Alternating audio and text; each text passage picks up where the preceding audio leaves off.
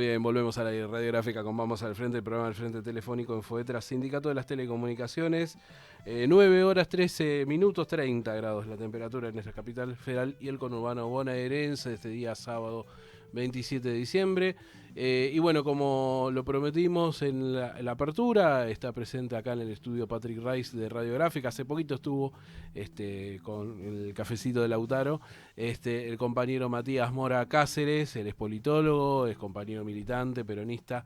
Y bueno, la verdad es un gusto poder estar acá conversando un poquito con él en esta mañana. ¿Cómo te va, Matías? Bienvenido. Muchas gracias, Leo, por la invitación, por el espacio y bueno, acá, contento de venir a discutir política un sábado 27 de diciembre. Así, porque dijimos, tenemos que despedir el año alto y bueno, y qué mejor que debatir de política, bueno, charlar un poco de la realidad, ¿no? Claro.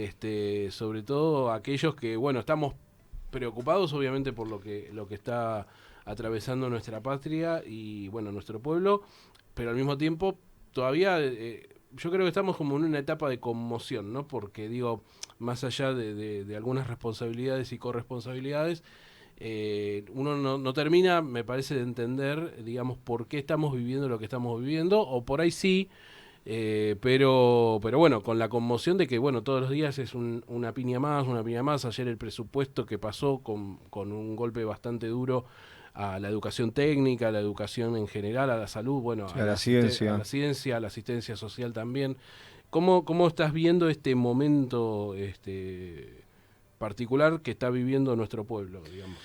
Bueno, primero por parte del gobierno nacional, digamos, no me sorprende en absoluto, es para lo que vinieron, me parece que repiten la misma receta que suelen tener los gobiernos de derecha los gobiernos conservadores en nuestro país.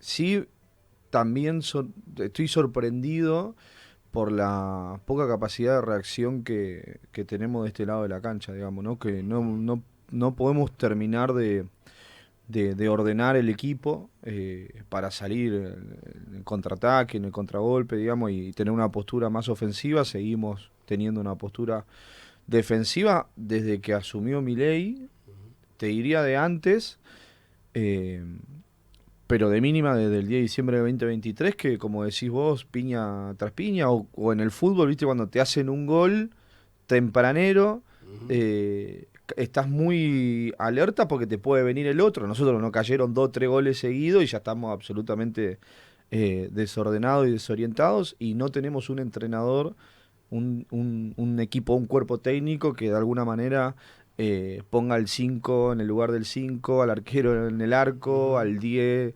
de media punta. O sea, estamos muy desordenados, sobre todo en el peronismo, sin una táctica, sin una estrategia, sin un norte muy claro. Y eso, por supuesto, le da vía libre a estos tipos de avanzar todo lo que quieran en contra de nuestro pueblo, de los intereses de los trabajadores y trabajadoras y de nuestros derechos. Eh, y sobre todo institucionalizando situaciones que un poco se venían dando de hecho. La reforma laboral es una de ellas, digamos, ¿no? Darle marco formal, institucional, a algo que ya es existente y que lamentablemente los trabajadores lo vivimos cotidianamente. No quiere decir que no tengamos que salir a pelearlo, porque institucionalizar es reconocer una relación asimétrica de desigualdad, y la realidad es que lo que nosotros queremos justamente es que haya más justicia en nuestro país, digamos, justicia social, no menos. Pero bueno, sí veo eso, a nuestro pueblo haciendo un sacrificio muy grande desde hace mucho tiempo, sobre todo desde la asunción de Milei, pero viene de años atrás. Pero veo eso, mucho sacrificio. Al, Algún sacrificio sin consentimiento, como el nuestro, que no queremos, digamos, Claro.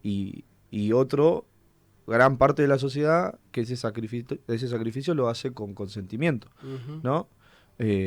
Habiendo optado por haber elegido a Javier Milei en el 2023 y haber revalidado en la legislativa en octubre de este año, digamos, ¿no? Sabes que ayer estaba a la noche, cuando uno se va a dormir, escucha algunas cosas, ¿no? Y decían, creo que era una nota en Crónica, no recuerdo muy bien, hablaban justamente de este tema de la expectativa, ¿no? Que todavía hay, que bueno, ya las encuestas ahí son relativas, ¿no? Por supuesto, y la verdad que uno no sabe, digamos, con qué interés se hace, pero creo que es bastante creíble, que hablaba de un 40-44% de la población miraba con expectativa que a fin de año, o sea, dentro de un año, la cosa iba a estar mejor, ¿no? Y como que decían, bueno, lo que maneja este gobierno es muy bien el tema de la expectativa, ¿no? Es como el sacrificio ahora porque el futuro será aventuroso, ¿no? Bueno, ellos lo llevaron al paroxismo de en 30 años vamos a ser Irlanda, en 25 seremos Alemania, bueno, todas esas cosas, pero que está funcionando. ¿Qué entendés que parte, digamos, de ese pueblo que en algún momento votó peronismo, que en algún momento formó parte, porque evidentemente, digamos, cuando uno revisa números y revisa la conformación de nuestro pueblo, no pudo ser muy distinto este pueblo del pueblo de hace, no sé, 10, 15 años que votaba el 54% a Cristina, ¿no? En el 2011, por ejemplo. ¿Cómo se hace o cómo uno ve que tiene que acercarse nuevamente? No sé si la dirigencia de nuestro pueblo o tiene que cambiar la dirigencia, digamos. Esa sería un poco la Me cuestión. parece que las dos cosas van de la mano, ¿no? Yo sí creo que el pueblo que hoy tenemos, en términos de componentes, en términos de contenido, sí ha modificado con el tiempo, sobre todo porque nos atraviesa la vida y los avances que tenemos como sociedad, avances tecnológicos, avances culturales, retrocesos también. O sea, estamos atravesados por todo eso y yo creo que se ha modificado mucho. Sobre todo, pensemos que en el 2011 ese 54% de Saga Cristina, yo creo que esa fue la última vez que la sociedad votó en agradecimiento, ¿no? Veníamos pasándola muy mal. Ujú. Bueno, mis viejos, yo no, el 2001 lo viví siendo muy chico, tenía 7, 8 años, pero mis viejos siempre me cuentan. Eh, y la verdad que había mucha pobreza estructural, mucha hambre en nuestro país. Yo me acuerdo de mis primeros pasos ahí por Fiorito, de cómo era el barrio en ese momento, ¿no? Con basurales, con el carro, con gente revolviendo la basura, con la quema, con los tranza. Y mucho de eso se fue revirtiendo durante el gobierno de Néstor y Cristina. Mucho faltó, yo soy muy crítico de esos gobiernos, pero no se puede reconocer que hubo una modificación en la calidad de vida, digamos, ¿no? Eh, Ahora pensemos que en la elección que viene, la mitad del padrón electoral va a tener menos de 35 años. Por ende, el 2011 lo vivieron con... Lejísimo, sí. No solo lejísimo, no lo vivieron. No lo O sea, vieron, yo claro, el gobierno del 2011 no tengo recuerdos. claro, claro. O sea, me es imposible recordar con fuerza cómo era vivir durante el gobierno, los primeros años del gobierno de Cristina. Y para una porción muy grande del electorado, el último recuerdo del kirchnerismo que va a tener es el del gobierno de Alberto, Cristina vicepresidenta, ¿no? Y con el fracaso que fue, la desilusión para todos los que lo votamos, etcétera. Entonces tenés un componente ahí que es que la sociedad sí se modifica, digamos, ¿no? Y que los recuerdos que tiene sobre la vida política cada vez son más recientes, ¿no? Y eso es complicado porque lo que recuerdan del peronismo es, creo que una de sus peores versiones del peronismo, digamos, ¿no? Atomizados, peleados, metidos en internas inconducentes, con situaciones, no sé, con Insaurralde, con Espinosa, digo, con situaciones complejas de por medio, ¿no? Que lamentablemente se ve salpicado a todo el peronismo. Entonces tenés ahí una situación que cambió. Después, la realidad es que la sociedad argentina es aspiracional.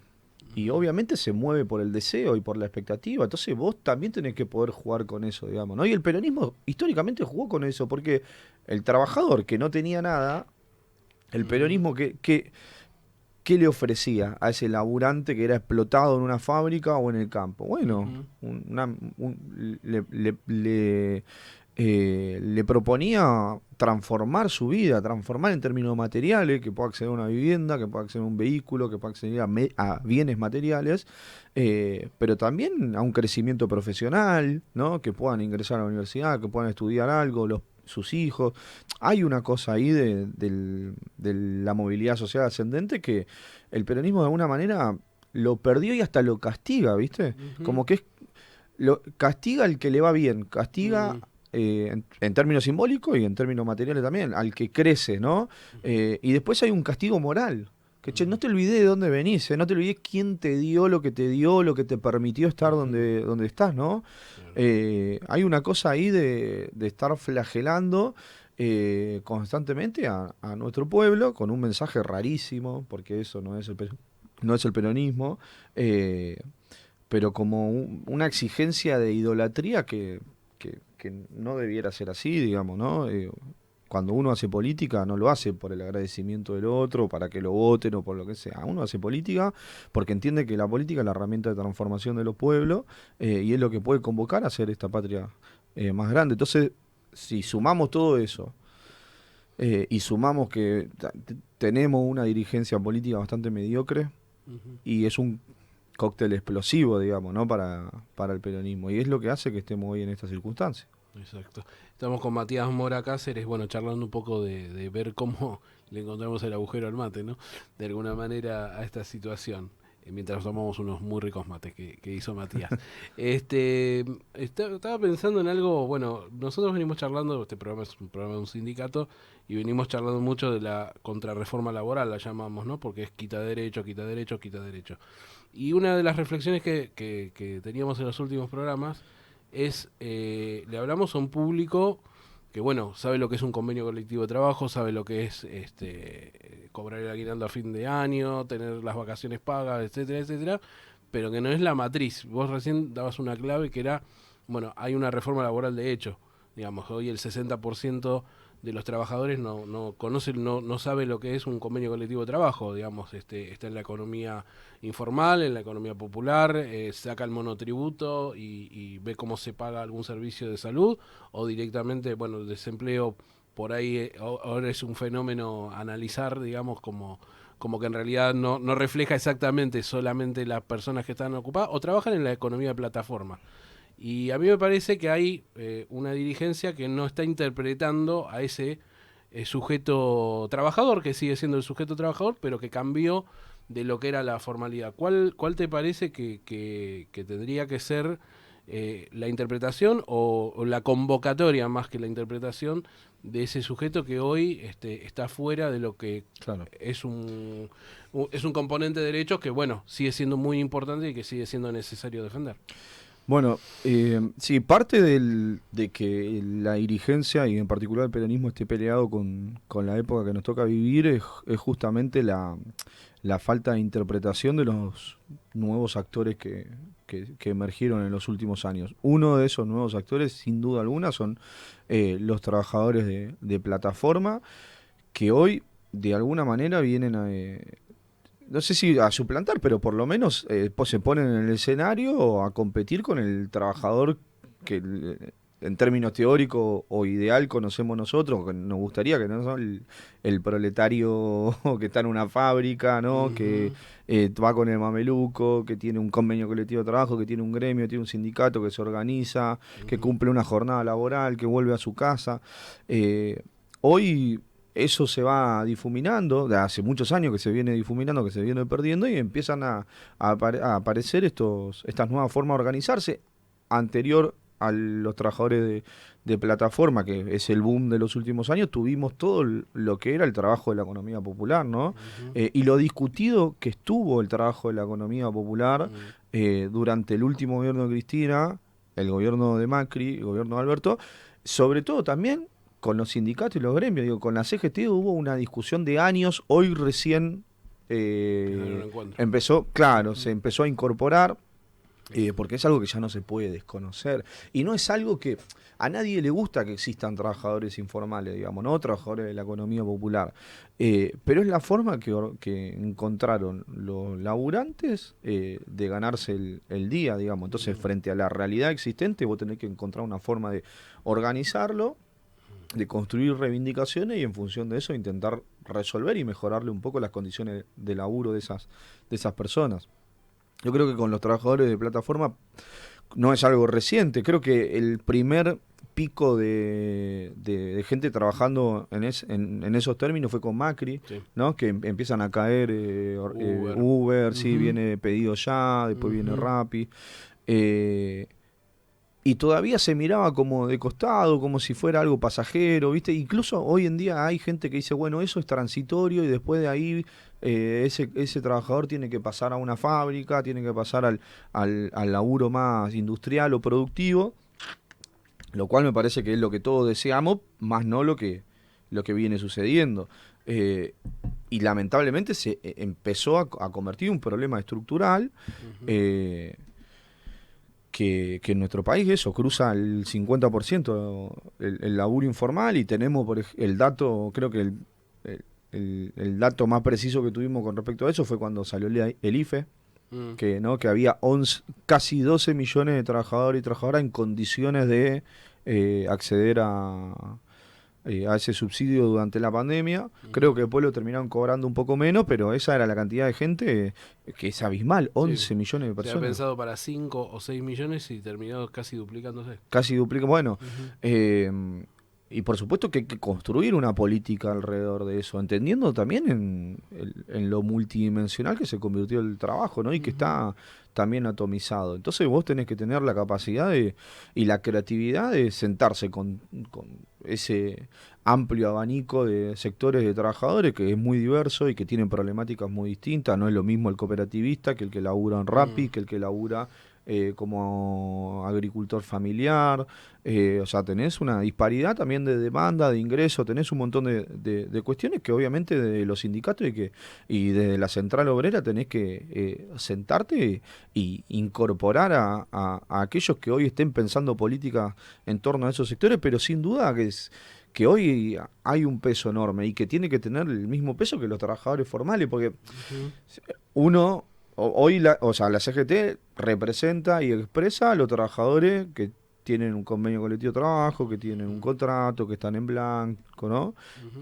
Y tenés más de la mitad de los trabajadores por fuera y sin representación. Alguno de esos sectores lo representa la UTEP, Ujú. pero todo el otro está por fuera. Y no tienen derecho, no tienen convenio colectivo de trabajo, no tienen seguro, no pagan jubilación, no tienen aguinaldo. Me parece que así como Perón en el 42-43 interpreta que la sociedad argentina tiene que tener un sujeto político, y ese sujeto político es el trabajador, como el que nosotros conocemos, hoy hay que pensar, ¿no? Tenemos el Mm. desafío, tenemos que tener la creatividad de pensar cómo hacemos para representarlos y para tocar temas que les sean transversales a todos los trabajadores, que eso lo hizo muy bien Milei, Ujú. porque Milei le habló a todos, ¿no? Le Ujú. habló al trabajador de aplicación, al que invierte en criptomoneda, pero también le habló al cooperativista, también le habló al trabajador de la administración pública, también le habló al que labura en una pyme, le habló a los empresarios, le habló al que vive en la villa. Obviamente este año un poco cambió la demografía electoral, Ujú. pero sigue manteniendo un patrón, sobre todo si salís del conurbano bonaerense, que se sigue manteniendo bastante la estructura, que es un voto transversal. Ujú. Ahora, también hay que aprender de nuestro enemigo, digamos, ¿no? Y Ujú. encontrar esos 5 puntos que le sean comunes a toda la sociedad. Ujú.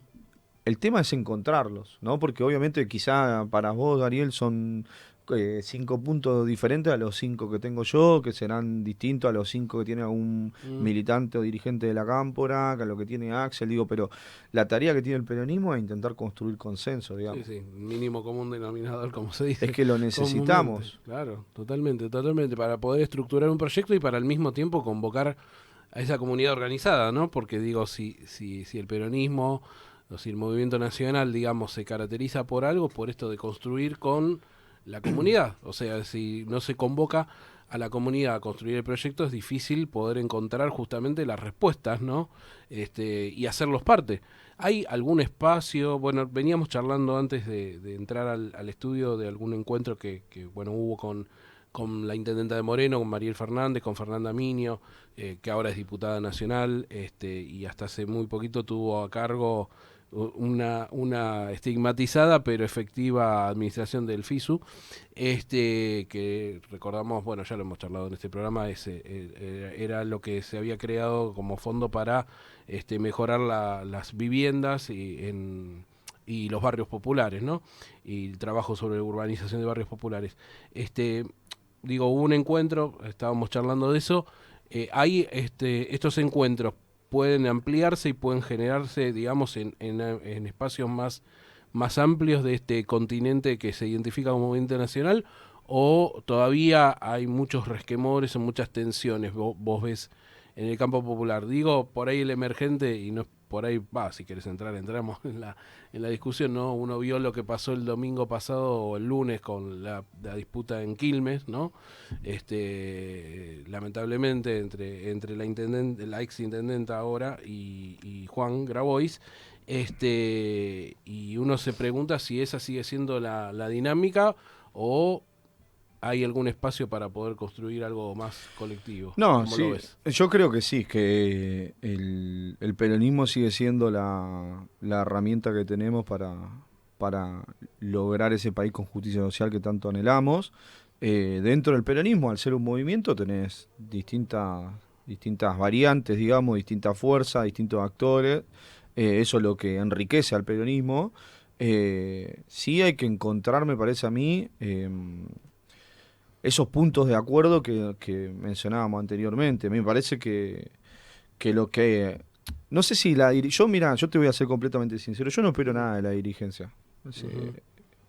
Yo no espero nada, yo no espero que resuelvan los problemas que ellos mismos crearon, ¿sí? Para mí hay una generación política, generación dirigencial, que es la responsable del derrotero del peronismo que estamos viviendo, y que es responsable de la emergencia de los Macri y de los Milei, ¿sí?